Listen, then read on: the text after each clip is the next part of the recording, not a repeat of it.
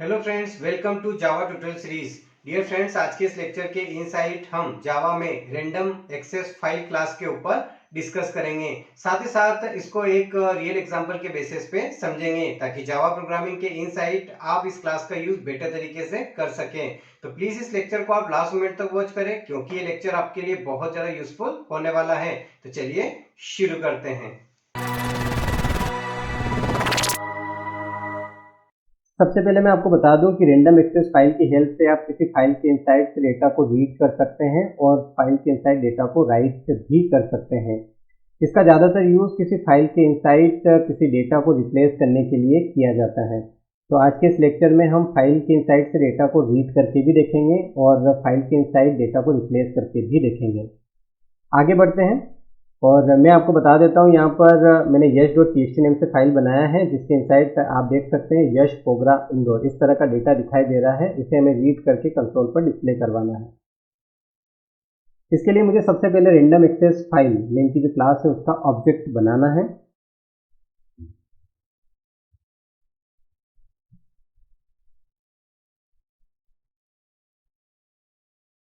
यहाँ पर आप देख सकते हैं दो आर्ग्यूमेंट दिखाई दे रहे हैं। फर्स्ट आर्ग्यूमेंट में मुझे फाइल का पाथ देना है जहाँ पर वो फाइल रखा हुआ है। फाइल मेरी क्लास फाइल के पैरेलल में रखी हुई है तो मुझे केवल नेम और एक्सटेंशन देना है। जो सेकंड आर्ग्यूमेंट है उसमें मुझे मोड देना है। मैं यहाँ पर RW मोड दे देता हूँ।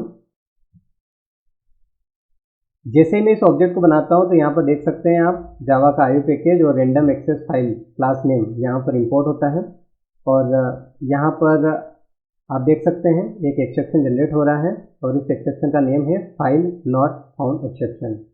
जब आप इस ऑब्जेक्ट को बनाते हैं तो यहाँ पर एक्सेप्शन जनरेट होता है। ये एक चेक्ड एक्सेप्शन है, आप यहाँ से इसे क्लोज कर सकते हैं।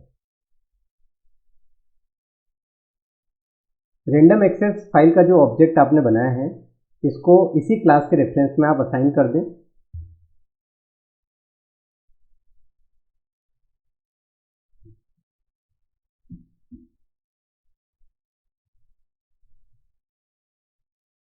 अब ध्यान दें, हमें यश.txt नेम की जो फाइल है उसके इनसाइड से डेटा को रीड करके कंसोल पर डिस्प्ले करवाना है। इसके लिए हमें एक लॉजिक लिखना होगा जिसके लिए हम यहाँ पर व्हाइल लूप यूज करेंगे।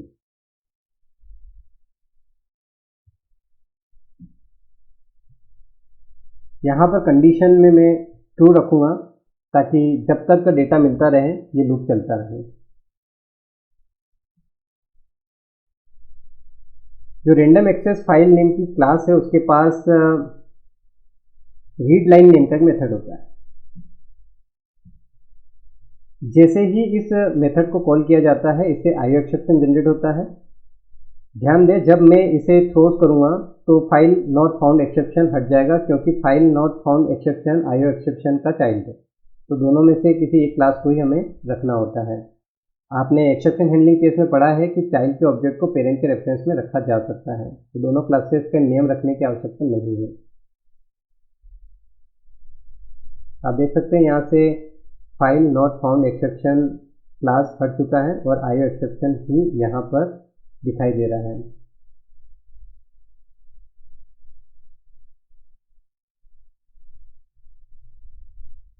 ये जो रीड लाइन नेम का मेथड है इसका रिटर्न टाइप स्ट्रिंग होता है।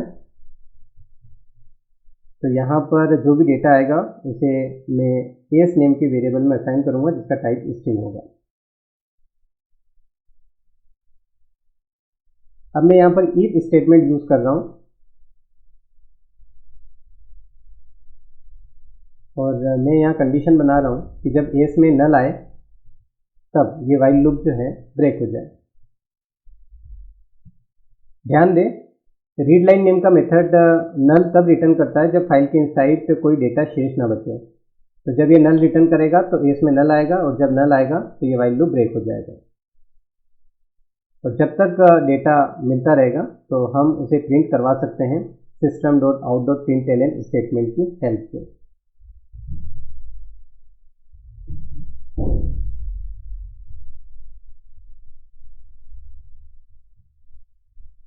बहुत आसान है। अब इस व्हाइल लूप के बाहर आना है और जो रैंडम एक्सेस फाइल नेम की क्लास का ऑब्जेक्ट है उसे क्लोज कर देना है। इस तरीके से। अब मैं यहाँ पर रन करता हूँ इसे।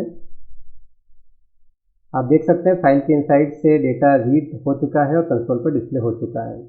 अब आगे बढ़ते हैं और हम चाहते हैं कि यहाँ पर ये जो पोगरा आपको दिखाई दे रहा है ये रिप्लेस हो जाए। अभी ये लोअर केस में है, ये पूरा अपर केस में हो जाए, यानी कि पूरा कैपिटल में लिखा हुआ दिखे। तो बहुत आसान है, इसके लिए क्या करना होगा, यहाँ पर